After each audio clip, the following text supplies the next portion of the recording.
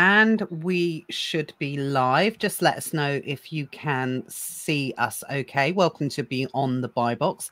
This is our weekly session, our weekly live session, where we always have at 1 o'clock on a Tuesday, where it's either myself or the other founding members of Beyond the Buy Box, either one of us with a guest or us just talking about everything that's going on in the e-commerce world.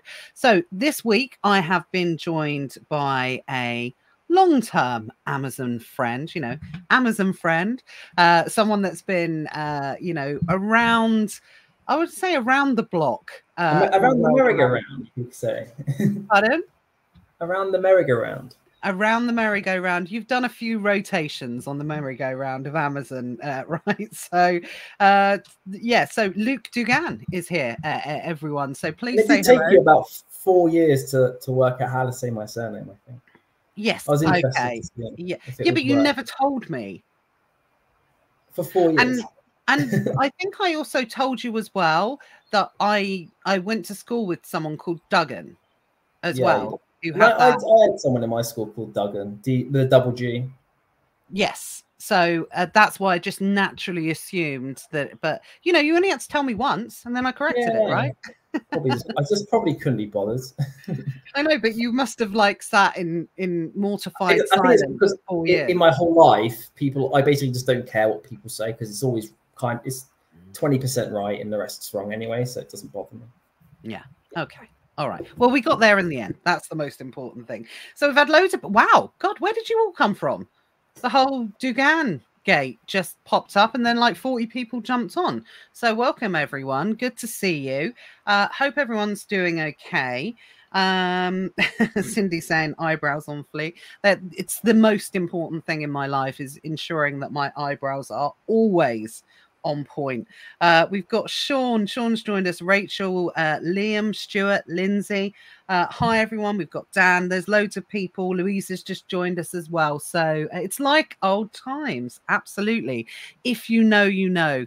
Definitely. Luke is someone. I've always said this, and I like saying it because you probably thought I disappeared, to be honest, because I barely say anything. Yeah, sorry everyone. Luke died, unalived.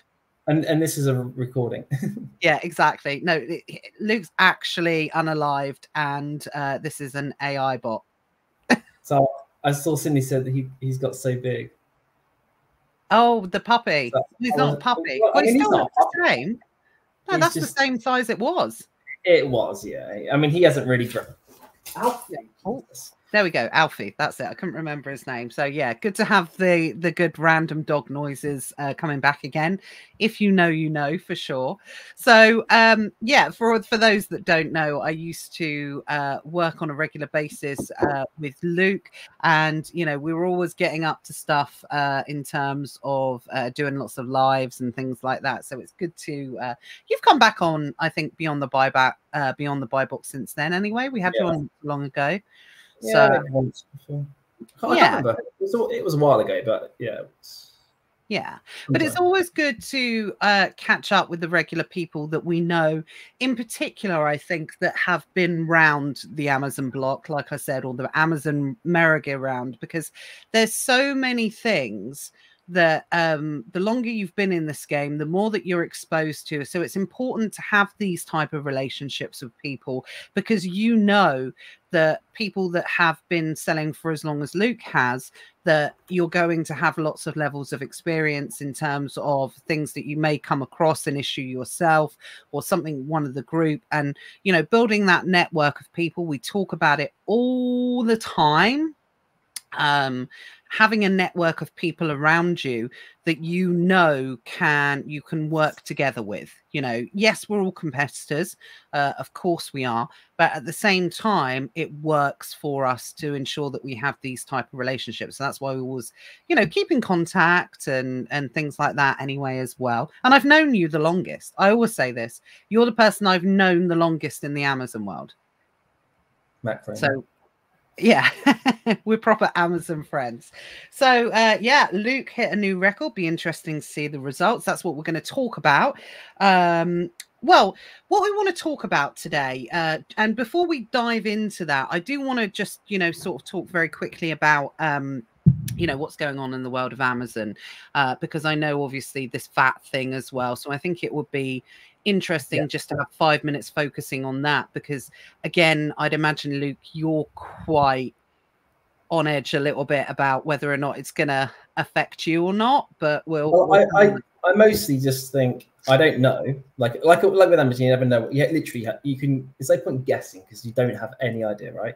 If it's going to happen to you.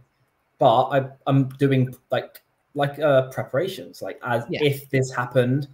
Like, firstly, I'll just submit the documents they ask, right? Then, but obviously, then I'm like, okay, what if they say? You know, obviously, I'm looking at all the chats about it, trying to get a feel for what's going on in terms of the sole trader, limited company, you know, all these different sort of different scenarios that people are posting about, getting a bit of an overall feel for it, building up a bit of a plan in the event, making sure that I've got some cash. I'm not literally spending every single cent, penny that I've got, just being a bit, not that I need to, but obviously sometimes if you can, you will. So I'm just being a bit mindful there. Like, it's January. I don't even need to push it like you would Q4. So yeah, out of all the months, probably January is the one that you can be a bit more relaxed on. So it gives you a validation there that you could save a bit more money, then go all in with your cat. And so I'm just sort of building these little thoughts out more than anything. And that's all you can do. And I made a post about it yesterday. You know, we got Rachel on here. Unfortunately, it's happened to her. It's happened to a lot of people. And in my post yesterday, if you've not read that already, and either you're impacted or worried, have a good read of that. It's quite a long post. And you kind of fall into 3 categories, I think, maybe 4. That maybe you could get kind of sucked up into this as well. So but it depends on obviously where you are. So for those that don't, I think most people should know what it is, but I don't want to, spoon feed anyone. So it's for anyone. Why this has come about is because Amazon is wanting to identify international non-VAT paying sellers. Okay. Now, of course, we all know that there's a big group of certain people that do it, but I'm not going to say who they are because we all know who they are. There's a big group of certain people that do it, that spoil it for everyone. So what's happened is, in trying to kind of get them compliant, which Amazon is responsible for, this isn't Amazon being awkward. Again, I always like to make that clear. This is not Amazon being awkward in what they're implementing. It's because it's, policy, it's law. They have to do it. Unfortunately, how they go about doing it, different thing, but this isn't something Amazon's just dreamed up and thought, how can we torture our sellers today? Oh, I know, let's do this. This is something is enforceable. The UK government, HMRC, that sounded HMRC. I knew I was saying it wrong. That's weird. HMRC had a backward moment then. So it's something that, but what's happened is the people that they should be identifying, they are identifying, absolutely. But for some reason, people they shouldn't be identifying are being caught up in it. And it's obviously a bot algorithm, but we don't really know what the trigger is, unfortunately. So we can't prevent in that, and we can only do what Luke's saying is, if you think you could be impacted, then you can have to do your best to prepare if it does happen to you. I was just thinking on the spot, I was like, it could even be something stupid, like if you've ever submitted your passport and it's British, it's fine. If it's just a driving license, then they don't even know your nationality in theory, in terms of an official document. Yeah, it could even be, and it's like, it literally just goes, okay, all the people that don't have anything verified as like a British citizen, like a passport photo, maybe even back when you did or at some point in verification sometime, it could even be something just ridiculous as that. And they're like, okay, that one, flag. Could be whatever you've got record on the system. I mean, it's trial and error of knowing and speaking to people of who, okay, yeah, I put my passport and I've been affected, so it's probably not going to be that. I genuinely don't know. It could be a number of things. At first, I thought it was maybe VPNs, IP address of where you've logged in. Have you been on an extended holiday? Things like that. But you know, people that have this happen haven't been abroad for the last 12 months. You know, could it be through secondary access? Is there something that's been connected there? Could it be through an identification? Could it be through your banking payment link? Could who knows? I've got no idea. The only thing I can liken this to, and I was talking about this someone earlier, and I hope this does give reassurance, because I've got loads of people here. We've got Helen saying it's happening to her, Karina, Liam. Wow, this is happening to so many people. And I think the thing is, what about like an age of an account? Something related? Not from IC. Someone said, who says, Rachel, I've been verified since 2014. Actually, yeah, I lied, because I looked in the forums as well, like the seller forums, and there was people saying similar things. Yeah, for like 7 years VAT registered, blah, you know, that kind of stuff. So yeah. Louise says it's happened to someone she knows. So it's one of these things. So what I wanted to spend sort of 10 minutes talking about today is, like Luke's already said, we don't know what the trigger is. So you can't be sure if it's going to happen to you. But if it does happen to you, the best thing to do is to be prepared. This is exactly the same as what we had, the same advice when we had the Section 3s in the US at the back end of last year, which I myself was impacted in. I've not been impacted by this one. Luke's not been impacted by this one, and nobody from the Beyond the Buy Box inner circle has been impacted by this one in particular, but we know lots of people that are members of the Hive, things like that as well. So what I will say, the first time you go through something like this, it's super scary, because they never give you a time frame. Like, it will be, if they said to everyone, right, the process is going to take 4 weeks, and by the end of the 4 weeks, you'll have your answer, that would give more reassurance, right? Because you know that there will be an end time and you can plan better. With this, you never know how long it's going to take. So liken it to the process of our Section 3. The only reassurance I can give, it will get sorted, but unfortunately, it may not be on the time frame that you're comfortable with. So again, just likening to that situation, I believe the majority of cases got resolved in around 6 weeks. Now, ours was personally resolved in 3 weeks, but the maximum I saw outside, you know, I'm talking about the average group of people, it was between 3 and 6 weeks that it got sorted. Now, there were people that went longer than that, and it took a lot longer to get it verified, but I do not know of anyone that actively went through this process that wanted to get, you know, re-verified, sorry, not re-verified, because that's a different word, or, you know, wanted to resolve it, that didn't get it sorted. So this is something that will be resolvable, but it's just not going to be on the time frame you feel comfortable with, and you're going to get frustrated.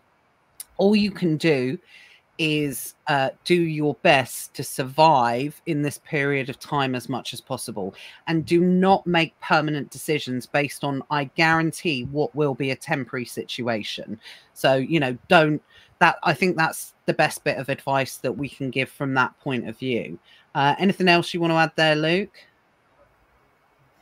Yeah, because I was thinking about like moving my like citizenship, or what is it, whatever it's called, residency, to somewhere else in the future. And I was like, oh, but what would I do that now because of these?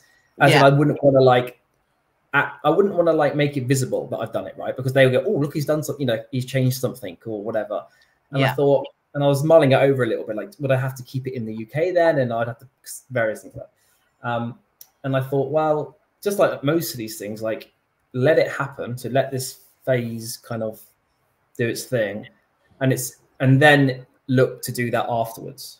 As in, it shouldn't be an issue once they've gone through the cycle, because these things, really, you know, weird things happen, or weird, but unusual things happen, and then that goes away, and something else will come up in the future, which will be something completely different, maybe, you know, similar in context, but another random thing will pop up, and that'll be related to something else. So you can't look at it and go, oh, because that happened once, I'm going to have to make sure that I'm always careful because of that. Because then 10 years down the line, it's like, oh, you can't do anything, because you're, you know, if you think, oh, it could happen again, well, there's hundreds of things that could have happened again in the Amazon world, because there's things happening all the time.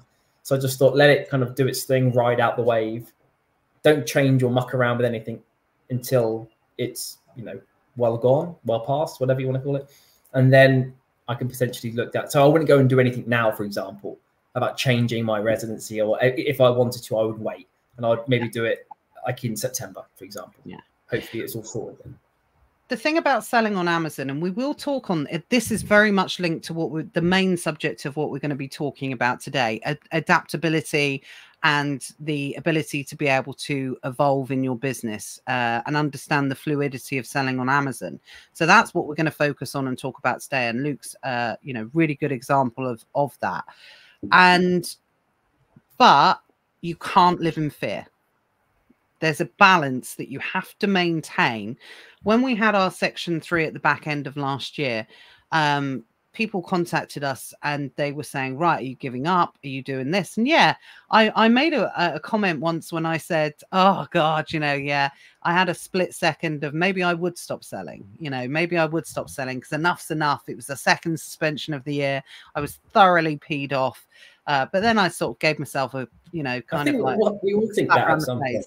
Yeah, exactly. I've thought that many times, like, oh, maybe I'm going to have to, like, maybe I'm going to have to either dwindle, like, I don't know, change something, or I guess I can't do what I'm doing now, either for selling reasons or for something else. And then thinking outside of Amazon, you know what I mean? Like, okay, what if that wasn't there anymore? What if I had to stop it? What if I had to move on? Blah, blah, blah.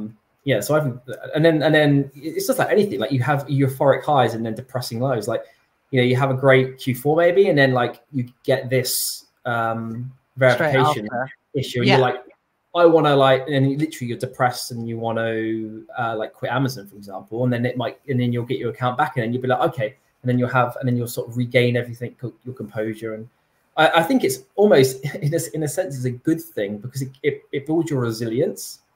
Yes. I used to think back in the day, 6 or 7, I don't even know how long I've been doing Amazon now, 6 or 7 years, 6 years maybe. I used to think that every month I was going to get suspended. So I wouldn't even look further forward than like a couple of months, because I thought any time they could suspend me. That's how I thought back then. Even though if you look back, you'll think it was ridiculous that I was thinking like that. And now that hinders your progress as well, because you're not planning very as effective as you should be because of that reason. And so you have to almost get to the point where it doesn't matter what they throw at you, as long as you're smart and able to, like, because even things like, you know, is making sure, simple things like making sure all of your invoices are proper on whatever system you're using, making sure, basically, I was even thinking about building out lots of documents. So if I ever need to get literally every possible document for my business, and for me, I've got it already ready, just because obviously things come up that make you think that. But you can obviously do it yourself behind the scenes. Make sure that you've got easy access to pretty much every possible option. And if there's an issue you're trying to fix, like, for example, if there's loads of invoices missing from back end of last year, wholesale invoices, whatever, I can't, you know, whatever. I'll go and make sure that, because I'm thinking like in the future, something could happen. I might need that invoice. I know it's very simple, but it's just, if you layer those things over, you know, you're always thinking about it. It's like a general, like, and it's the same as how could you improve your business? It's the same thing, because by having invoices, obviously you've got access to them, you can check them, you can do accounting faster. So it's not just that. Obviously there's a lot more, but obviously in the end of the day, if something happens, you've got a lot more preparation, even though you don't know what they might ask you, but hopefully you've got it. You get what I mean? Yeah, and I think that's exactly right.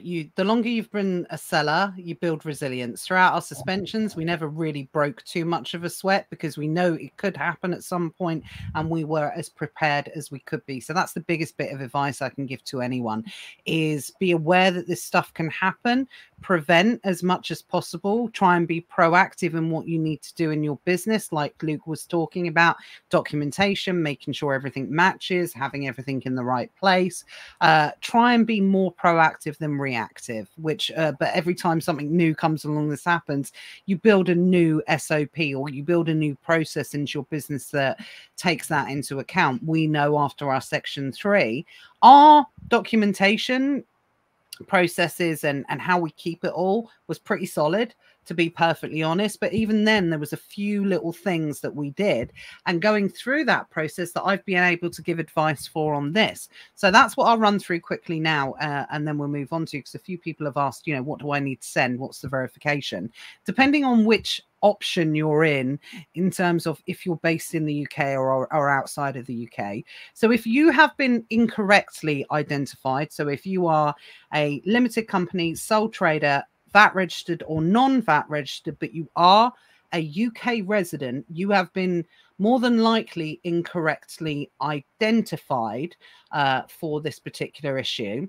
Now, of course, if you're supposed to be paying VAT and you haven't, that's a whole nother issue I'm not even going to get into. So I'm not even going to cover that, because that's on you guys. If you've been doing that, you need to sort that out, because obviously if you've been liable to pay it and you haven't been, good luck sorting that one out. But if you're VAT registered, non-VAT registered, it doesn't seem to be the case. So what most people have been focused on is proving that they're VAT registered.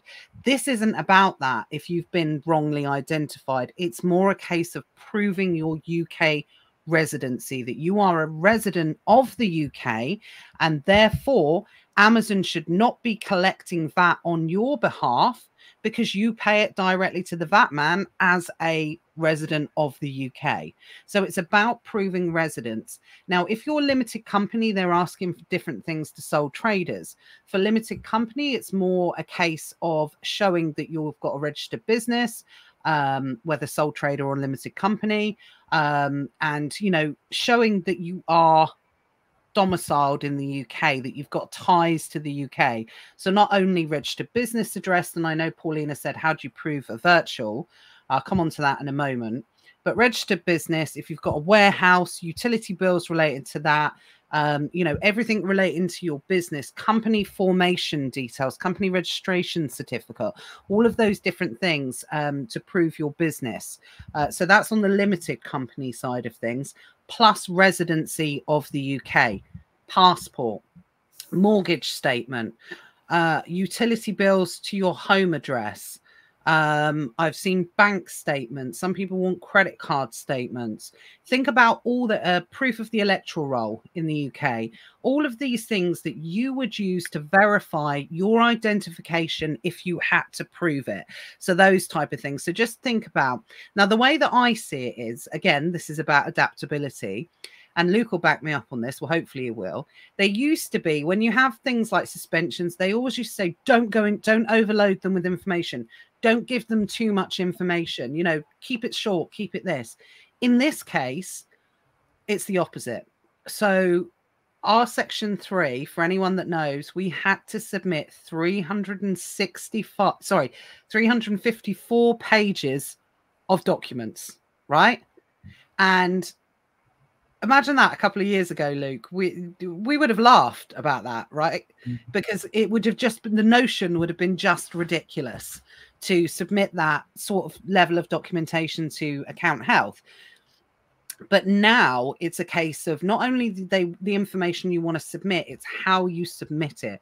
So we learned quite quickly through our section 3, it's about how the information is presented. So you don't constantly keep getting these emails back asking you for more. So the list is growing every day of things that they're asking for. So if it's me and this happened to me, I would provide everything that I had that they're asking for. If you do not have what they're asking for, don't worry about it. Okay. So I know some people said, well, I don't have this because I'm a sole trader. Well, that's fine. Just apply everything that you have.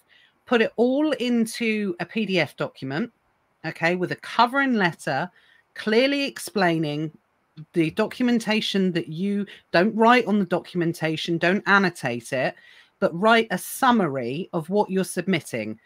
Page 1, company registration document for company, this address, blah, blah, blah, and go through like you would present evidence in a court case. So this is what part 1 is. This is what part 2 is. This is what part 3 is. But only put information that's relevant, obviously, and put as much in as possible. Put it all together in one PDF file, then reduce the file down, and then send it to Account Health. That's, you know, that's what we did. Pardon? But I wouldn't just send like 2 things. I would send every possible anything I know that will verify what they're trying to achieve, if you get what I mean. Yeah, and that's what worked for us. And now I believe, obviously, it's a very big Amazon world, and we are a very small sampling of Amazon sellers. But I think I can honestly, hand on heart, say the section 3 that we went through, which is different circumstances but similar process, we were one of the only ones that got through it first time without any response back of no, you need to, without a rejection. That's what I'm saying. We submitted the 354, we took our time, we submitted the 354 pages, and we put everything in that they asked for, that we had, and we clearly explained what it was. What Amazon wants from you in scenarios like this is to show you're legit. That's what it wants more than anything else. That you're not trying to hide anything. You're not trying to skirt over anything. So like Luke said, it's exactly what I know. You, Luke, you're very diligent. So you and Matt are quite similar for those sort of things. Oh, and by the way, all credit for Matt. I'm making it out like I did it. I didn't do any of that. Matt did all that side of things, because of it's his. He runs the back end of everything, so it's, you know, it's all his processes and everything. But Luke, I know you got a similar mind to Matt, so you would go through that same process anyway as well. Yeah, someone's just put it on there. How do you make one long PDF file? So I think Matt said he used tinyurl or something like that, but I think Stuart's just put smallpdf.com. It's like a free service. I think it's free. I don't know if you know of any others, Luke. What do you mean by make one long PDF file? I would just do it on Word and save it as a PDF file. Yeah, but the you mean compress it. Yes. So you compress it down, because I think account health, it will just bounce back. So you only, there's a certain, so when we did it, Matt compressed it, sent it, it bounced back. So he compressed it again. I think he might have sent it one more time back and then compressed it until it went through. And then what we did, we waited 24 hours and then we called account health to check that they'd received the documentation. And they confirmed that they received it. They went through it. And they said, they didn't give us any yes or no, this is fine. They just sort of confirmed verbally it had been received, and they were looking through it. So, oh, Macroomies appeared. Yeah, he combined everything into one PDF and then compressed it afterwards. And I really do think that's the key, because think about it. If you've got someone that, and again, I don't know if this is such a well-known fact that people know, is that account health have KPIs on how they deal with stuff. So they're only given a certain amount of time to deal with something and resolve it. Otherwise you get, that's why people, you know, when everyone's getting frustrated and saying, I'm getting a rejection, they're asking me for the same thing. It's because they haven't got through what you've supplied, and their KPI's been timed out more than likely, or they're just stupid. I don't know. I can't work out which one it is. But if you put it all in one document and you explain the process, you've got much better chance of getting through with less rejections as such than you have with doing that. And I can only say that that's our experience, you know, from that point of view. And that's been around the block on Amazon, knowing how Amazon work and how they think. So that's the process I would do in this scenario. And yeah, just call up afterwards to confirm it's done.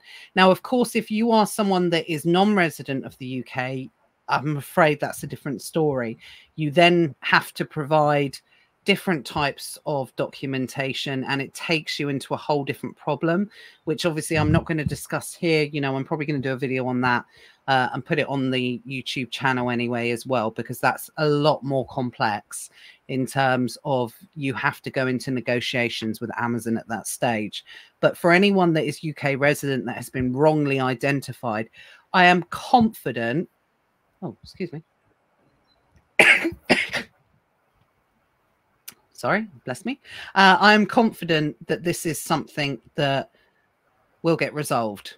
And I'm also hoping what will happen is once they start passing people, this is what happened with us. Once we got passed, and again, I'm not saying because we got passed, everyone else got passed, but it started this domino effect. I had an interesting conversation with someone affected earlier who spoke to someone at Seller Central, Account Health, who said they're overwhelmed with this information. So again, hopefully what will happen is after a few weeks goes by, they'll start, being really intricate in their investigations at the start. And then once they know people are providing it and they've seen what people are providing, hopefully it become more of a tick box exercise and the process will quicken for people. That's what I'm hoping. So, yeah. I just thought, while you were saying all that, I thought, wouldn't it be so interesting just to go and work at Amazon Account Health, just to see what the job even is like, and how people, what you see and what. I just thought that'd be so cool, like an insight, because like that would help. Even if you did it a little bit, it would help you. You could do it under like a false name or something. But you don't. Do you know what? You don't actually need to, because Amazon actually actively encouraged their employees to sell on Amazon. So it's not like it's not like a hidden thing. You could do that, and then you could get like the not inside scoop, but you would have a lot more of a better preparation. You'd be able to prepare a lot better because you would understand how it works from that side. Well, I'm really fortunate. Like I said, one of my superpowers is the ability to be able to network and connect with people in this, Amazon world and things like that. And I actually connected with a seller who did work for Account Health. So I got a lot of my Account Health information from somebody. They no longer work there. They're actually out of the Amazon game completely. So I was able to always, not ask them anything to do anything iffy or dodgy or anything like that, but just sort of like say, oh, am I wording this correctly? Or, is there something like, how short do I need to make the document or something like that? And they would never say I can't tell you, but they would always say, if it was me, I would, kind of do it like that. So it's sometimes it's not what you know, it's who you know about, and that's why it's so important to get to know people. And by the way, don't like hit a seller up and say, do you work for Account Health? Don't start doing that. But it just comes out in natural networking and what you do and things like that. But it's not something that unfortunately they don't work for them anymore. So it's not helpful. Ross has just joined. Let me just quickly say about what Paulina asked about registered address versus virtual address. So I know that there's been some different clarifications on that one, so I'm not going to go into that in too much detail, but what I will say is, how do you prove a virtual address? So the way that I would think, unless you think anything different, is obviously just prove it through your paid invoices to your account, to your company. Be invoiced, right? You must have that address showing. I would just basically find whatever paperwork I've got that address on, where it has my business name and address, or the virtual address. I'll just send it, not literally everything, but you get what I mean. All different types of proof I could find related with that information. Yeah. So, from that point of view, that's how I would personally prove it. And then what I would also do as well is maybe put the link of your virtual business address supplier, so they know it's like a legitimate, cause of, or a legitimate source of virtual addresses. So that's how I would prove it, unless there's anything else. Arthur says, reach out to a manager team lead on LinkedIn and they will help.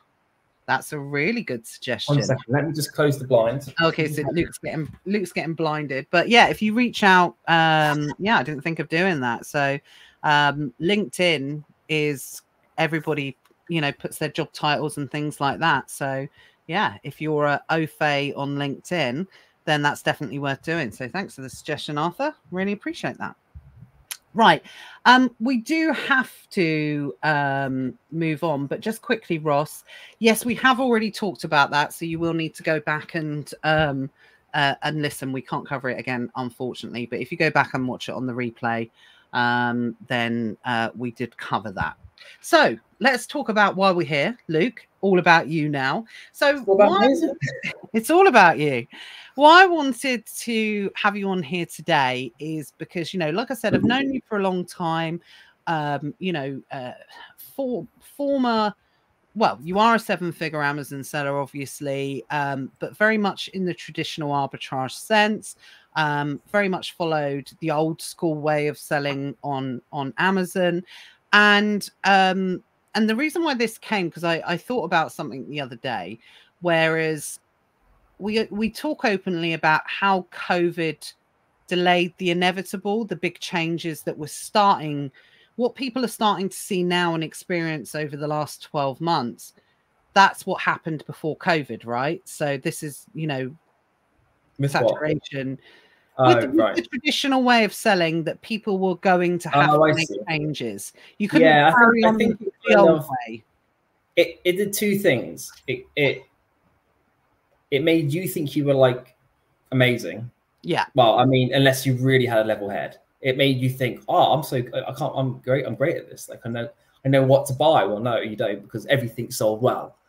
Anything you bought would have sold well, if you get what I mean. And it made you think that, okay, next year, because I remember I thought I'm going to do 2 to 3 million next year. And that was my complete honest thought. And I am a bit naive and things like that. So it's not on like I know it's hindsight as well. But obviously then I had that realization down the line, forget how long it was after that. Obviously that was a market condition creating the opportunity, not myself creating the opportunity. Obviously both at the same time would be amazing, but that's very rare. But usually you're going to get one or the other periodically. You know, like you might have a great year because you do something, but it doesn't necessarily mean it's going to be like that forever. Or something like, you know, a world event happens, whatever, which then causes something, which obviously has a positive or negative effect. So you can have it both sides. But yeah, I think it obviously it did make a lot of people obviously join Amazon and get selling on Amazon at that period. During that period, obviously there was the bounce back clones that didn't really help, because it made people suddenly have all this access to cash flow that they obviously make great money on as well. And so they thought, oh my God, this is so easy, it's effortless. Then even people like me that have been doing it years and years and years, I still got caught up in it, like sort of, this is going to go on, not going to go on forever, but somehow I can sustain this forever, whatever that outcome, however that is, I feel like I can do that. And then I think you get to a point where you've been selling where you think once you hit a certain point, well, I'm not going to go back now because I've hit that. So it's only you think that now that you've done that and you've figured out how to do that, you can just sustain it. And that's your bottom line now. That's your base, like, foundation, if you get what I mean. Like, and you'll at least stay the same the next year, but really you're probably going to do a bit more.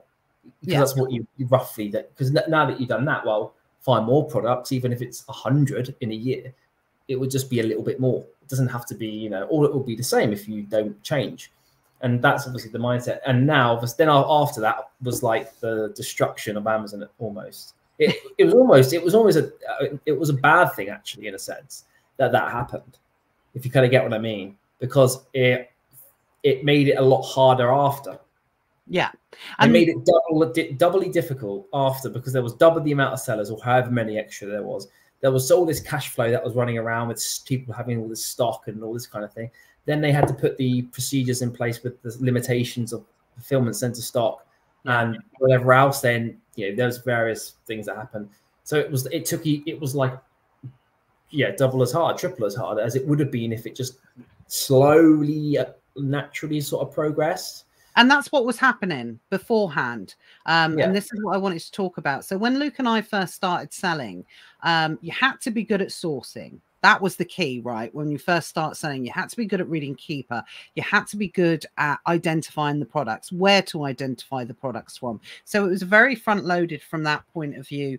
But then as it grew and people started talking about it more, where there's demand, there is always going to be supply that pops up in terms of VAs and deal sheets. And it made the sourcing side a lot more accessible, because when we first started, unless you were good at sourcing, you didn't, you weren't good at selling. Most of it was actually just reading Keeper.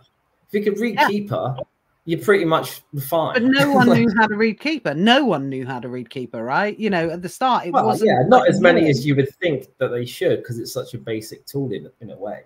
Yeah. But yeah, if you could read that, you could then figure out what to buy, and you would buy it, and you would make all that money on it, even though it was accessible, even though it was an easy product to find, and it wasn't special. But it was just, if you could understand, like it literally could be just a Buzz Lightyear Disney thing, 3 for 2 or whatever. I don't know what they used to have, and you just make 3 for 2, yeah. And you think, yeah, and obviously everyone did it, but well, in a sense, everyone did. Obviously, there's a lot less people right back then, but it was easy enough. You weren't worried about sending in a couple hundred of those Buzz Lightyears, and then the Woodies, and then the whatever Jessies, and then all the different versions, because you thought, yeah, that'll easily sell over Christmas, no problem. And everyone easily accessible. Everyone can do them. Everyone can finds it will get. You didn't worry about like really too much. I mean, there was saturation to an extent, but there wasn't really anything extreme where you're like making 10p a profit. It was like you're still, even at the worst case, you're still making like 20 to 30% on a worst case situation. Obviously, then it got to the point where you're making a loss.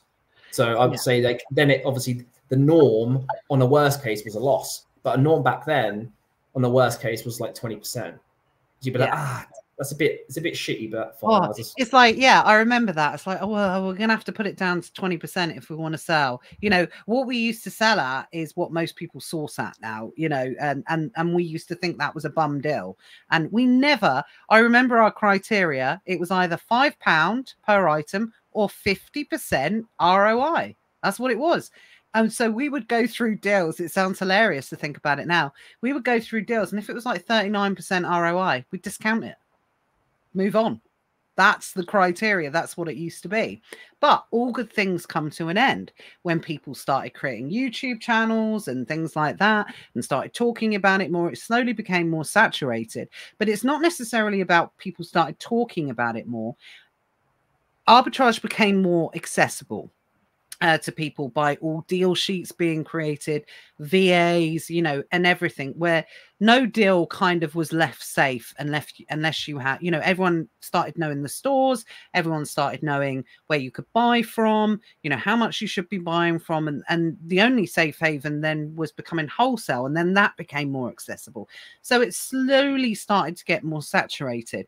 And I remember about a year before COVID, putting out and talking on our previous channel about this sort of stuff and saying, look, guys, if you don't change now, it's not going to happen overnight. Like Luke said, and it wasn't happening overnight. It's not going to happen overnight. But if you do not start diversifying now in your business, this model will eventually get to a point where how we're doing it now becomes so saturated, and you're going to have to either do different things or learn how to do it in a different way or whatever. And I remember, because, there was a real viper's nest, a few years ago of groups and things like that. I remember people physically mocking me for saying that in a group, which I left, and, everything at a later stage, like, oh, this is going to last forever. What the hell does she know? What is she talking about? And I remember them, sort of like saying that. And I was like, okay, well, we will slowly transition, fine, whatever, interesting, whatever, you stick to your own guns kind of thing. And then obviously, about a year later, I think that's when COVID happened. And like Luke said, obviously, demand massively outstripped supply. So it was reset. And with the greatest of respect, you could literally package up a pile of poop, put it in a box and sell it over COVID. I know Sean was just making an absolute bomb and just toilet rolls. I mean, it's not like, obviously you had to get hold of them, but I mean, I've never known toilet rolls to be a profitable product on Amazon, but you can make an absolute killing if you just get hold of 500 units, or 6-pack or 8-pack, whatever. Just like, you basically chuck anything in. That's like a consumable, reusable product that people want. And it made you feel, like you said, it made you feel invincible, because you're like, wow, 7 figures doing this, doing that. I'm the best in the world at this. It's going to last forever. Now, we obviously realized that wasn't going to be the case. And, no matter how much you did think that, it was something that Sean's put, I was on a roll. Brilliant. Love it. Oh, Jules has just said, out of interest, back then, was the volume as high on Amazon in terms of customer and sales? So no, it's probably COVID did increase it, definitely, and a majority of percentages stayed because of the impact that COVID has. But I would definitely say we're closer back now in terms of demand where we were before COVID versus in COVID. I would say it's retracted back. I don't know. I was just having a think when I saw that. I'm not sure. It's hard to know because unless I run the scenario with exactly the same stock and exactly it's hard to know because obviously I was selling a lot less before COVID than I am now, so it's hard to know what I could have actually. I don't want to guess, but I mean, you guess. I think demand is higher now. I do think demand is higher. I think there has to be because there's so many more sellers now, and there's still great opportunities to sell on Amazon.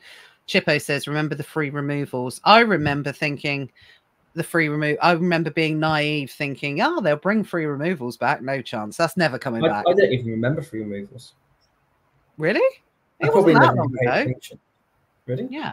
Oh, you mean like the ones that we had over Christmas or something? Yeah, just before Q4 and then one in spring. Forever. There was like a thing at one point where it was forever, always free removals. Oh, no. Free removal period. You used to love that. Yeah, that used to be the highlight of a group. That you do get that free removals on that when you create a new product or something. Can you send it it's on the new seller listing program. So you get free removals on those on your first 30. Is it 30 ASINs?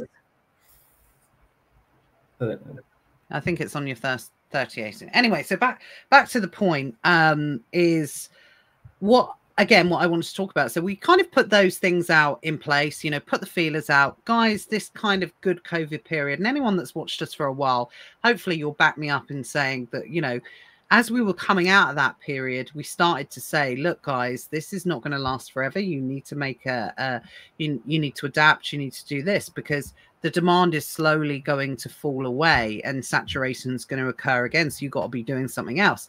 Some people did, some people didn't. But Luke, specifically, obviously you had a very successful COVID selling period. You were a successful seller before that. Then COVID 10x'd your business. It really made it blow up over that period of time. But what I want to focus on particularly in asking, this is where I think a lot of people are now. So around in the time that we worked together, you were talking about a period of time where you could see the business reducing, but it was still a successful business. You were still kind of going through the motions of running it. And it was still something that was producing you good return and that type of thing. But you openly talked about you were a bit bored. You had a bit of a lack of motivation. I got very good. Yeah, because it was literally just the same. It wasn't even like I was finding that many new products or like it was like the same. Just basically data entry, as in it wasn't data entry with my VAs, but your business was so well optimized at that point. You could have just carried on doing what you were doing, and it may have grown a bit more, or it may have stayed the same, or it may have reduced a little bit more. But ultimately, you were in a position that it did take you a point, like you said, talk about your mindset at that time as you're going through it. You'd come off the euphoric high of the COVID, because I want people to be able to, I think a lot of people will be able to relate to this, maybe the position they're in now. So just talk through from COVID, what? Yeah, well, not necessarily from COVID, because we've covered that, but maybe when you were in position, maybe about a year ago, where you knew things had to change, but you weren't motivated. Well, I can't remember exactly, but I think this is no joke. It's laughable. Not COVID, sorry. The Q4 before last year, so 2022. Yeah. Right. I can't remember exactly the amount, but it was basically under 10 grand profit, net profit. And I just like, what? I could not even believe it once I run the numbers because of all the, obviously I had a ton of expense. Like my prep bills was like 25 grand in that quarter. And the actual net profit at the end of it was like 9 grand. I couldn't even believe it. I was just like, I couldn't believe it. Literally, I was just like, not demoralized because it was like, it was already a bit of a, I knew something needed to change anyway. So it wasn't like I was just like, that's it. But I was basically like, right, sod this. Like, I basically like, fuck this. we're doing something now. Like come, you know, into January, I am literally changing this because I was like, I've had it. And then obviously that's the point that but the reason that I left it that long is because because I've been doing it. Every human does this pretty much. Is you need to force yourself. You get stuck in that same pattern of just doing whatever, and you keep thinking, no, I can just do this. I can just do this. I can improve it. You know, and I would get momentum, but then something would happen. I don't know what.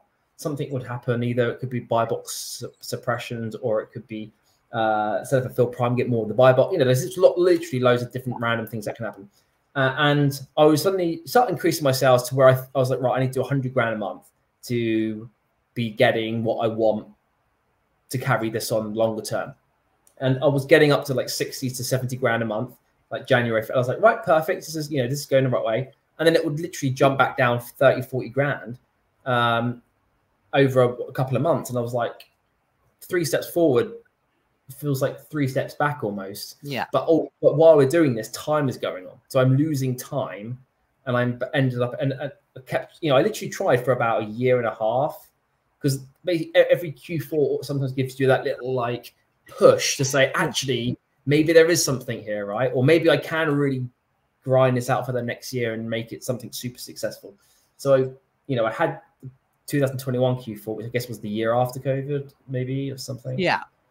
Something like that. And it was all right. Of course, it was nowhere near COVID year, but it was decent enough. And I was like, yeah, okay, let's go. You know, that's the momentum I need into the next year. That next year, obviously had that one. Then I guess that was the one where I did 6 grand. If I've missed a year in here, then, you know, whatever, it's fine. They all merge into one at some point. Yeah, it all merges. And then I had to literally go, right, sod this. And obviously I knew about bundles clearly for a long time. And I thought, I'm just going to literally, my first thought was, I'm just going to create a 2-pack of coffee. It's like, I'm not going to go and watch any videos. I'm not going to go and do anything like that. I'm not going to figure out how to do the keywords. I'm literally just going to create it, and I'm going to fill it all in myself, and I'm just going to see what happens. And then literally that's how that was pretty much. Yeah, like I was playing around with it in like Q1 last year. But I did overall, I probably only created like 10 or 20 listings over the 3 months, just because it took time to obviously get them in and test them and see if there's, you know, how it works. Blah, blah. And then once I started to see that it worked, obviously that's when I put my foot on the pedal. But for example, before that, I actually started to like seriously like doubt myself. I was like, oh my God, maybe I'm not even capable of this. Like maybe I've fooled myself all these years. Like, because obviously that's when I had the realization that COVID was nothing to do with me. You could be as shit as possible at business and make loads of money. Mm-hmm. Obviously, and that's going to happen once every 20 years, right? You're going to get that opportunity of 30 years. But day to day, year to year, you actually have to do something. Yeah. And I was like, oh my God. Like, I started to get a bit demoralized, like doubting myself, you know. And also definitely when I'm not in England, I haven't got friends that have fam. I don't have people that are just as easily accessible as they are when I'm obviously in England compared to where I am now. So it's not like I can even easily go and see. Not that I would do that anyway, probably I wouldn't, but at least there's that option to know that because it was just me and my thoughts, you know, rather than anything else. Yeah. I will say, Cindy said, imagine as a new starter and not being happy with 10 grand profit, but that's yeah. Obviously, I was making £1,200 back in the day when I quit my job a month. That's why. That's how it starts. It's definitely all comparable as well. And yeah, definitely. I always said to Luke, you know, this is what you need to do. This is what you need to go into, and he ignored me for 2 years. So, you know, but he eventually took action and do it. But like I said, I want to focus more because I know what you're feeling and what you were feeling at that time around a year ago, where you're like, right, enough's enough. So what I want to ask now is, you recognize that obviously there was a trigger point. There was a point where you sort of like said, okay, I'm working, you know, compared to what this was and what I'm doing now, you know, I'm a busy fool kind of thing. I'm spending out loads of money, not getting a lot back. So I need to change. More like I could get decent money in cash back, and my spend was good. The spend was high. It was just the end result and the amount that you had to put in to get that out. It was the amount of like, this is what I wanted to ask. All that crap that actually had to go into it So in theory, I could do like with the bundle stuff, I could do half of the work in terms of data entry, spend, and make double the amount, if you kind of get what I mean. So it was that there was a lot of energy consumed in actually not making a huge amount of profit. Still, it was decent enough, but it wasn't like, I couldn't see that as like, if I was trying to think I could growing this, it would take me a long time to really get up to where I want to get it to. Yeah, and I think Tom Parkinson talked about that when he walked away from the UK selling part of his business. He knew what was possible. He knew it was possible to do it, but he knew how much time and effort that would need to be put in and what results it would deliver. And he decided to walk away because it wasn't worth it. So you were probably in a kind of similar position in terms of what you wanted to do. So what was the moment when you said, you know, not talking about specifics of what you did, but what was that moment when you thought, right, something's got to change, I need to adapt, because I'm not going to do that, I'm not going to choose that route of grinding down on my business that I'm doing already, I need to make a change? And then obviously that's when I don't know what the actual thing was, that because I didn't do bit bundles for like 2.5 years when I could have done it from day one. And even a basic bundle, didn't even once create anything. And something clearly like sparks in my brain to think. I know, I remember talking to you about it. And I remember you saying, I'm going to give it a go. And so obviously something must have triggered at that point where you said, you know, I am going to do this. And I suspect it's probably at the time when ESA finished, because obviously that was a different focus as well. Yeah, I think as well, by having other things going on, it does, even though it was like an evening and stuff, it does, like, in a sense, I know what I'm like sometimes. Like if I've got, like, this is because remember I told you before this live, I literally spend 400 quid a month, 400 euros a month to live. The rest is like some cash back that I get on my card. I probably actually spend 200, to be honest, and 400 on a busy month, if there's like Valentine's Day or something, because I get like 300 quid, 400 quid for my Curve card a month. I literally spend that. I basically probably could live for zero, because I don't do anything. I go to bed at like 8:30. I want to get into bed at 8:30, like, and my girlfriend shouts at me because I don't do anything. But I mean, what can you do? You're a bedroom bandit. What was I actually even talking about? I got caught up in that. What you're saying is you're at a point in your business where I know what you're trying to say. Your costs and everything are lean. Yes, that was it. So it's a good time to transition. Yeah, there was two things, because I was also just used to getting like my affiliate. Basically, I was like, you know what? This is what I'd always not intentionally think, but no matter how the month went on Amazon, even on a bad month, I didn't need to take it because I got enough money from the other stuff to live. And it was just like that, like comfort side of things. And you don't really want comfort in life because it makes you lazy and it makes you less ambitious and that kind of thing. So it made me realize, one, I now need to, well, it was kind of like coinciding at the same time or whatever, because obviously of that Q4. But I was then like, oh, you know, that income has just disappeared at the end of the month. And I thought, maybe I've got to do something now. Because I was getting not late. Well, yeah, I guess I was getting lazy for like a good old year and a half. Something like that. Yeah, I was just getting, yeah, I almost forgot about it. It just became so normal that I was just like, yeah, that's my money to live off of, pretty much. And I don't even really have to have a good, in the back of my mind, I knew I didn't have to really strive. In a sense, you think, well, you're wasting time, aren't you? In a sense, because like, don't you want to achieve something? But I always do that. I go through these peaks and troughs where I'm really, really sort of fired up for it could be years, 1 year, 2 years, whatever. And then I will have a bit of a chill period where I'm lazy as anything. And then over time it's balancing out, because you reflect on it and obviously and go, okay, well, it's counterproductive to do that. I could have done what I've done now in 4 years rather than, you know, you start going through all these comparisons and sort of building up an idea of how things go on. But that's where it came. And I think it would be probably, in a sense, it was good that it ended, because it gave me that I now need to actually focus on myself. That's probably somewhere around where it came from. And I think you're absolutely right. And I've talked about this previously anyway as well. My own personal experience of this is we prefer to work really, really hard and focus on something for a period of time and almost enjoy these. It's like I can't remember which book it comes from, but it really resonated me when I read it, was almost have these periods of like mini retirement where you work really hard, then you enjoy it. You work really hard, then you enjoy it. And I don't normally say when people have got things right and people have got things wrong, because it's very subjective, but I do think that's the right approach, because life is too short.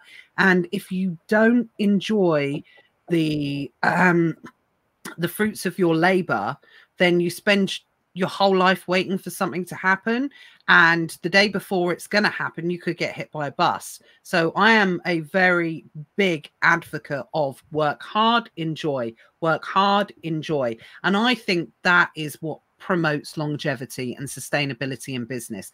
And we've adopted that. And Matt's been employed for 20 years, self-employed for 20 years. And I've been self-employed for 16 years. And we've lived throughout that process of doing that and having to move into different things as well. Obviously, the adaptability. So I do think that works.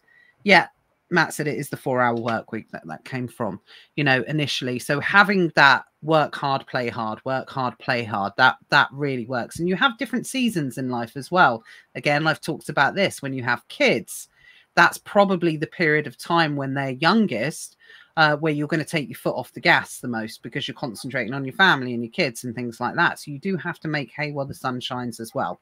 So you've had that realization, you put it in and worked. And what I really liked about what you did at this point, you then made the choice that you were going to transition. Sounds proper dodgy. You're going to transition. Your business is going to transition. Then when you made that decision, you had proof of concept. So you tried a couple of things and it worked. We're not going to go into too much detail about what worked and what didn't work, but it worked. You know, you had the proof of concept. Then what you did was you went into like crazy laser focused Luke, going to block out the world and work my backside. That's when I was getting up at 4 a.m.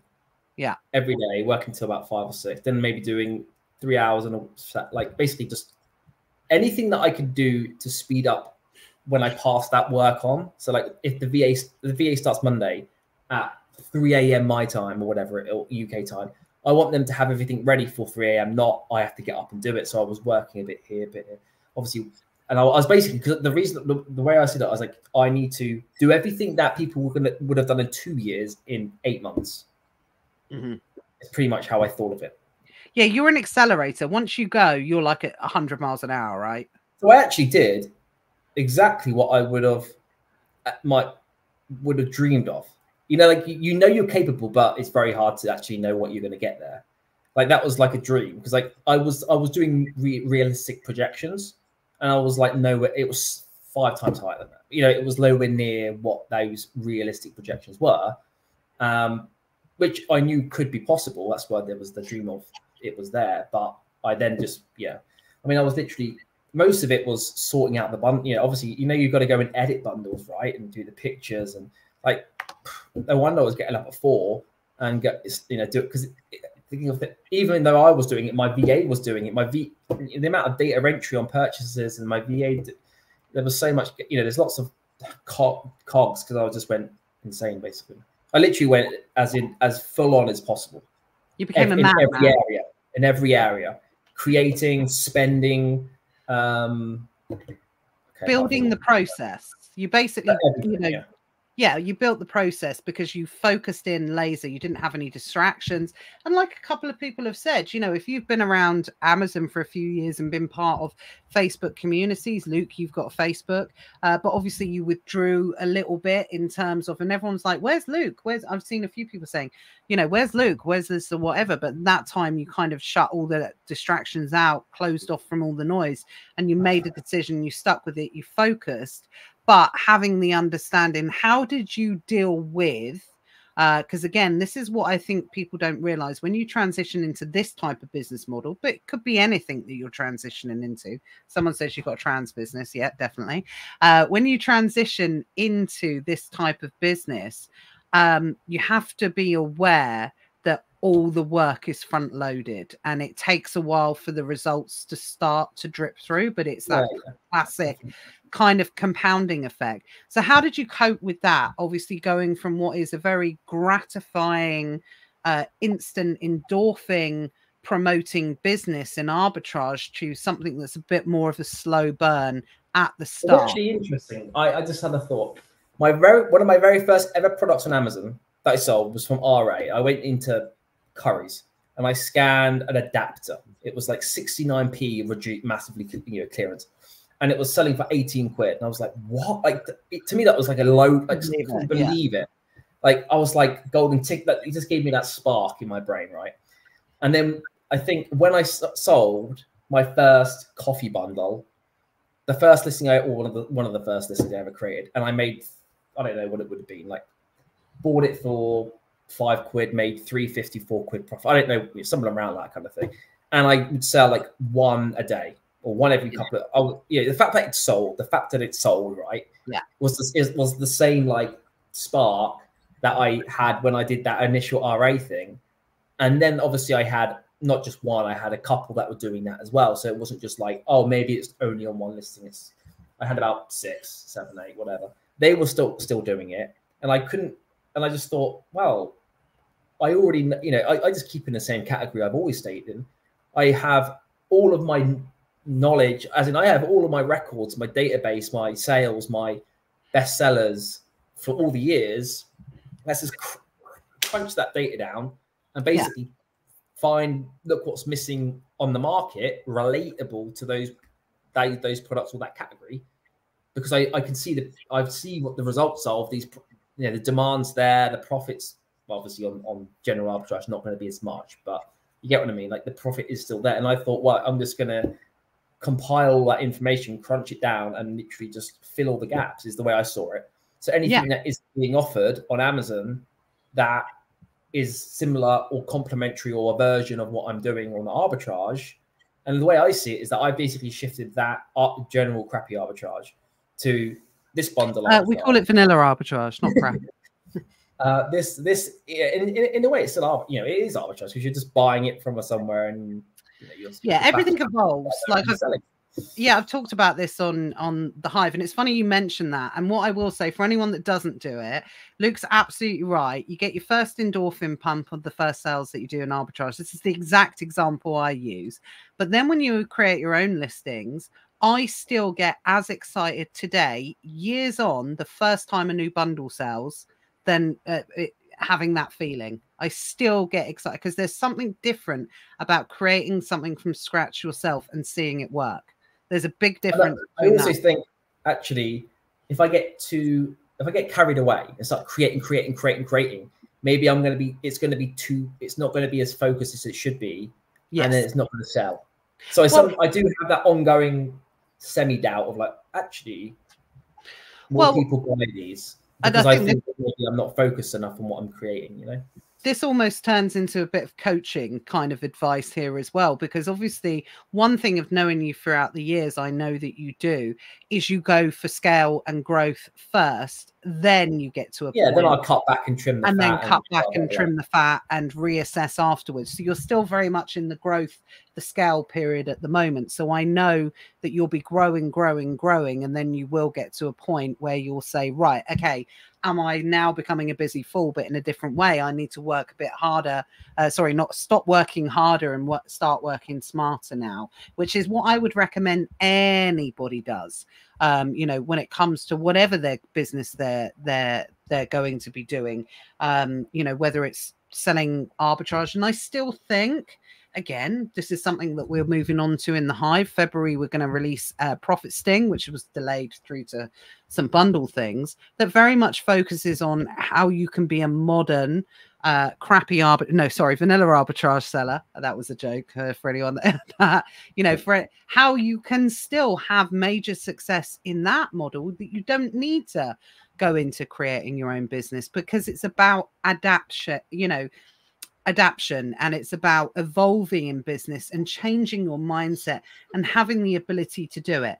Luke, you could have wallowed You know, you could have been in, you know, you were probably in an awkward place, that you weren't in a bad place, but you weren't in a good place. So you were kind of in the comfort zone, essentially, where you kind of could have just carried on the way you, but that's not what you wanted. Long term, I didn't want that. I was like, yeah, but that's fine now. But what about in 2 years, 1 year, 5 years? You know, like what would the results be what would it be in 5 years? I think it's not something needs to change, because that's not going to be what I want, if you're going to get what I mean. Yeah. And we talk about this as well, is what works today didn't work yesterday, and what works today might not work tomorrow. So it's about having that fluidity and also, of mind. and also knowing that, you know, creating your own listings, more basic listings probably won't be a thing in a year, 2 years. No, absolutely. It will be crappy arbitrage, you know, you get what I mean? Well, this is what I mean. This is why we stay ahead, and we've already started teaching. We've already anticipated that. We teach a new way of bundling in the Hive now, you know, to be able to move on and stay ahead of the competition. And that's the key here, folks. This is what, if I wanted nothing from this session than anything else, I don't want to talk specifically about what Luke is selling or why he's selling it, because you can adapt this to everything. It is about having that fluidity of mindset, knowing that you have to adapt, becoming Teflon in this business, building the resilience to the way that Amazon operates. That's why we're sat here today, still 6-7 years later, because we have that ability. We've built up that resilience. We've developed that mindset that we have to be able to evolve, test, find new things that work, cut out the stuff that stopped working, or at least understand why it stopped working, and make some, you know, adaptations on that.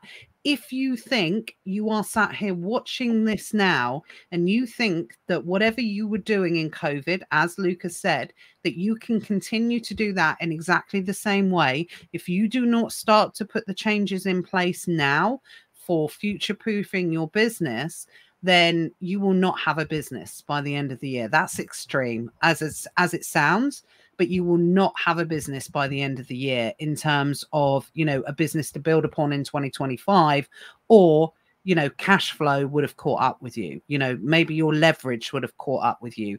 Maybe you're still continuing to borrow based on 6% interest rates higher than they were 12 months ago. It's going to catch up with you in the end. It may not be today, but it will catch you. You know, and that's the important thing. So, like I said, you were in that position, but you knew it wasn't going to be tomorrow it was going to end, but that's when you started to make that adaptation. So that's what I wanted to talk about. Nor's just asked, tell us a little bit about the curve card, but I think that was Sean that wrote that. Nor, if you go on into the Facebook group Beyond the Buy Box and search Matthew Wright curve card, he's written quite a lot about that and how he's been able to utilize that for his business. So do you use curve? You just have to see if the 1% cash back, which you can layer on top of a credit card, so you can get 2% potentially, is the stores that you will want to use. If they're not, then like wholesale is pointless, basically, for example, because you don't get any benefit. So you can get 12 now from a list and look, and if you can obviously max, I think I pay £15 a month. You get loads of extra goodies like car insurance and excess and all, but ultimately it's 15 quid a month. So if you're not going to cover that, at least with the 1% from the retailers they offer, it's points. But if the retailers there are good, then fine. And that's so what's interesting actually as well, and again, I want to do this on the flip side of things, because we won't talk for too much longer, obviously, conscious of your time and Luke's time and everything. And then we've definitely covered the basics of what, the foundation of what I wanted to cover, highlight today, which is the mindset, motivation, and picking yourself up from, a dark place in business, which if you're in business for a long period of time, it does have.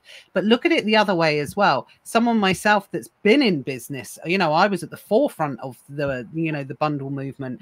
Most of what 90% of people that do bundles, whether they know it or not, have probably learned from my strategies, whether they've had it directly from me or they've heard it from someone else who's heard it from them or heard it from them. I've created most of the systems and everything there is around bundles in the UK. We've been doing it for years. But even I know, as that stands, it's not going to last forever. So what are we doing now? Well, actually, while everyone else is traditionally, while everyone else is leaving crappy arbitrage, we're starting to move back in to arbitrage. So that was your plan after all. It was to get rid of all you pesky Charge kids. Everybody to learn about bundles, move them away, out, and then just sweep up on the old and then sweep up on the arbitrage and move back in. But it's silly because we mainly buy from wholesalers when you do bundles and things like that.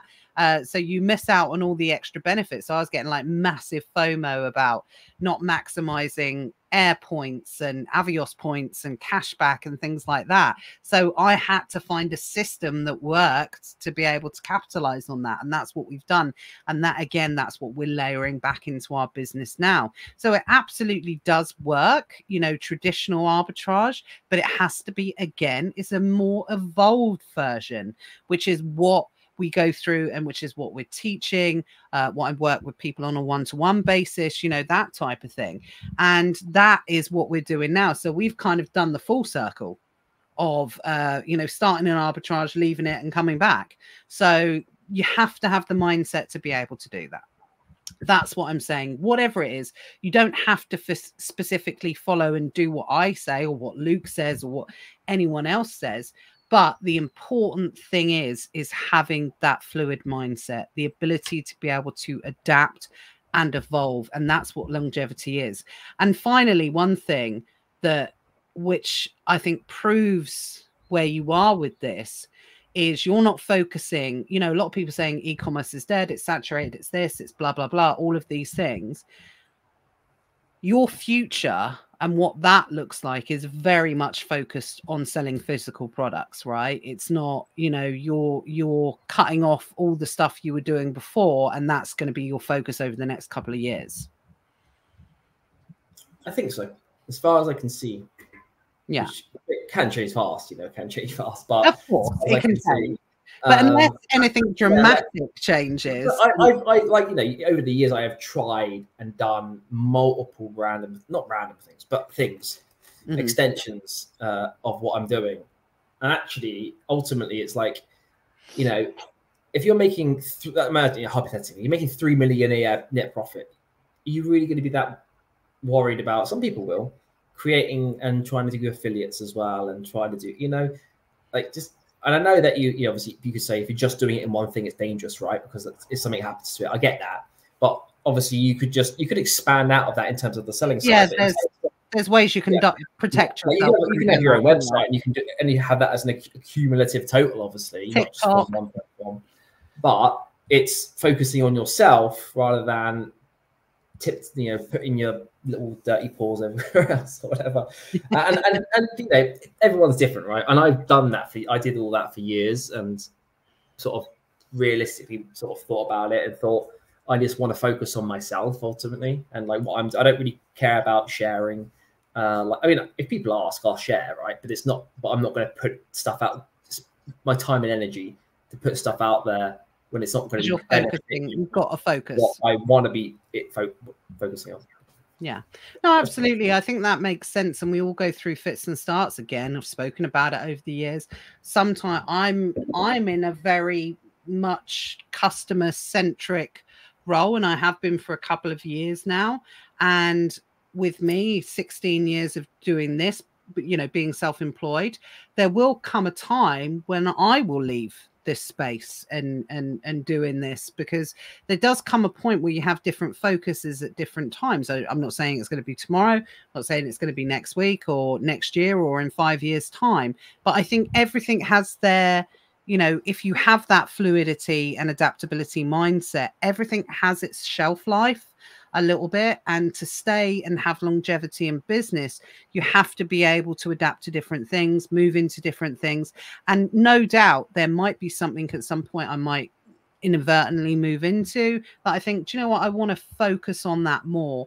I want to take a step back from being so customer centric, or I want to do this, or want to go behind the scenes a little bit more. And I've done that 2 or 3 times over that 16-year period. So there will be a time, well, no, what I'll do, what I mean is not quitting Amazon. We're still, I can't see a point where we're not selling on Amazon, but where I'll stop doing this. you know, where I'll stop, you know, having that. But while I enjoy it, it's always going to be hard to walk away from something like that. If you can always, you know, if you could always give value, like, and exactly. you can share and you get excited by what you're talking about, then you're always going to do it. But at some point, you just hit the nail on the head. That's exactly what it is. There's nothing left to say. Yeah, no, you're right. I feel that's exactly what it is. The day I feel I've got nothing left to say is probably the day I'll stop, or I'm not relevant, or something like that. Yeah, that's exactly it. So I didn't know exactly the context, what I meant there, but that is exactly it. The day I feel I've got nothing to say, which I don't know if I've ever not got anything to say. So all worth saying, right? All worth saying. Yeah, absolutely. Well, people still want to listen to me, I suppose. You know, that's what it'll be. But yeah, that's exactly it. You know, so what I'm saying is things do not ever last forever. So it is important to have that ability to be able to. Don't tell Matt. Yeah, no, I know. I'll be honest, if I needed to, obviously as more time goes by, the harder it gets. I think I'm so adaptable now, or have that mindset. It's, you know, and by the way, this isn't something that you get one day from to a next. It's something that develops over time with the resilience, where I think I am very adaptable and change doesn't really bother me in that sense, and I can adapt myself and evolve. Is I really do think I could probably walk back into a paid job and just get on with it. You know, I could adapt to that situation, but obviously I don't want to do that out of choice, and I wouldn't do it out of choice because obviously I want to be in control of my own fate. But if I had to do it, I could do it. I know I could. Like, yeah. Shelf stack. I know, Andre. I knew Andre was going to bring that up. Andre is the one that held me account. I said it in like a throwaway comment where after my section 3, oh my God, even I'm going to maybe think about stop selling. But it only would have been that version of what we were selling on anyway as well. We wouldn't have stopped selling in other areas or anything. And I don't think I'll ever not have physical products to sell because, like I said earlier, like Luke, we were talking about, it's literally, I still get the buzz out of selling. I still get that kind of, I don't think you can beat that. I buy something for $10, I sell it for 20, I make a profit. I mean, that's how the TikTok guys say it works. Obviously, it's a lot more complex than that. But, you know, sell something low and, buy low, sell high. What's not to love? And I think I'll always do that no matter what. So, you know, and having the love of that and understanding that. So yeah, but I'm not quitting Amazon. Johnny and Matt will come on and they'll see the thing. That's official. Natalie's quitting. She's given up. They were going to be like, what? Property, been there, done it. Not interested. I don't know. What about you, Luke? I'd only do it if I did it through UAE because yeah. Of all Say no more. To do it. Say no more. The only thing I will do at some point, and again, it's shoulda, woulda, coulda, something I've been saying for ages, should have done it before, is I would have done, what I do want to do is I want to be able to buy properties for my children. So I want to be able to set up a scheme where, you know, it's like buy to let, where we don't make any money out of it, but, you know, I want the kids to be able to have a property for, you know, when they're ready to do whatever they want to do with it. That's the only thing I would do. And I think the only other thing I want to do is if we ever move out of this house, I'd probably keep this one and rent it out and then move into a different one. That's the only other. I'd only ever had one extra. Bungalow. Pardon? I was just joking. That's like a little 2-bed bungalow by the beach. Me and Matt and our little bungalow. Absolutely. No, the next one we're going to be doing is a scale up. So we've got one more scale up in us, and I think, and then we'll be in Bungalow City after that. Bungalow bashes. Yeah, how's the crypto? Give us a quick. Are you still doing that? I don't do it. No. There's something to do. Nothing to do, and that's interesting. When there's nothing happening, it's very seasonal. I mean, people still do it 24/7, 7 days a week, but it is pretty seasonal, like in terms of action and stuff. So, in terms of like attention and effort and giving your energy, like I do a little bit here and there, but it's not enough for me to focus my time and energy. So I've been doing other things, right? So Yeah, probably one of those positions, probably in the same position as a lot of people that were doing crypto at the time. I know we're in that. It's kind of, you're just waiting. There's a big chunk of it. You're just waiting to recover. You know. Yeah, like, you know, like I'm looking at buying some stuff, sort of Q1-ish. Q1 could be any time from now, but Q1-ish, and is but more just to hold it, because it's not actually at its lowest right now, but depending on what you're looking at, it's medium to low prices. So yeah, you just want to see that it's not just crashing, and it's sort of holding itself all right at the moment for the last 6 months, 6 months, 5 months. And so maybe, you know, just keep it simple, like, yeah, not enough to keep you interested. But like Louise said, the tax is horrific now on buy-to-let. So yeah, I wouldn't do anything that was focusing on trying to make money through property now. And but again, there'll be a different cycle. I was watching Martin Money, what's his face, Lewis, talk about what the long-term predictions for interest rates are. And, you know, in 2025 or something like that, most people think, you know, it's backed up by different people, subject to things not changing, that the average rate will probably be around 3%. You know, mortgages a little bit lower, depending on, you know, whether it's fixed or whatever, or period of time. Well, that might change things again. You know, that might make property, you know, I know it wasn't the interest rates that really made it unattractive. I know it was the taxes and everything that was brought in. But yeah, that might kickstart something again and make it very different. So, you know, again, ability to be able to be flexible and adapt. That's what it's about. Every dog has its day. And, you know, there are things that will have more light on it, shone on it at one point than others. But it doesn't mean that if you're still in property now that you're not making money. It just means that the focus isn't on it for a lot of people. That's the way I look at it anyway. Freeze interest rates, but won't go down. Sean says, be interesting to see, but it's more of a long-term play. Right, it is 2:30. But guys, obviously we would have stuck to more of the hour, and I think we would have done actually. But we spent quite a long time talking about obviously the VAT issues that people are facing with the residency issue at the moment. So if you've joined us now, and that was something that you joined us to maybe hear us talk about, you'll need to go back and watch the replay for that. But if you wanted to hear Luke, we started talking about an hour ago about everything we were talking about, adapt or die, essentially. So you'll need to whiz past the first half an hour and just focus in on that. But I think there was good information in there anyway about prevention. So actually don't whiz through it. Listen to it all. Just put us on chipmunk speed. Speed up the multiple. Luke, I'm so pleased that you have seen the light. No, I'm only joking. I'm so pleased that you found something that you know, that you've really been able to focus on and get motivated in, and yeah, just send you on a good different direction. Because again, the other thing you was like, it's because you're more motivated, it's making you do more things as well. So it's like your focus now is on traveling and doing more on that because you're able to do it.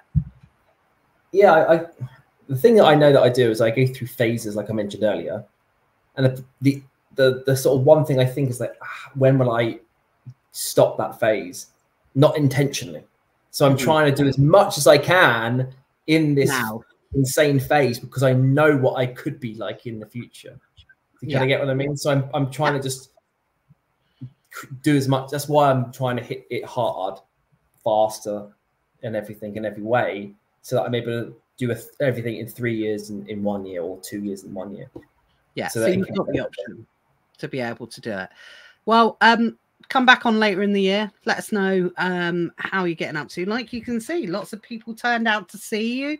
They want to, you know, keep abreast. Andre says, good to see you, Luke. Good luck. A lot of people saying good luck, and, you know, hopefully see you in the future. So, yeah, please make sure you come back and see us again. We would really appreciate it. Where can I find the replay? It will go onto YouTube. And it will go into the Facebook group, but there won't be any option to speed it up. So the replay should go onto YouTube in the next couple of hours, something like that, Yana. So if you don't see it for whatever reason, you can watch it for the Facebook group. Anyway, nothing left to say, but I will see you guys next week. Luke, thank you so much. Really appreciate your time. Best of luck with everything, with the laser focus, and we look forward to catching up with you later on in the year to see what the results are of that. Oh, someone says thank you for not jumping on their listings as well. So always good to know. He's gone out of that now. He doesn't do it anymore. So there we go. Have a good week, guys. Keep us updated. If you are affected by the VAT non-residential thing, please keep us updated in the group.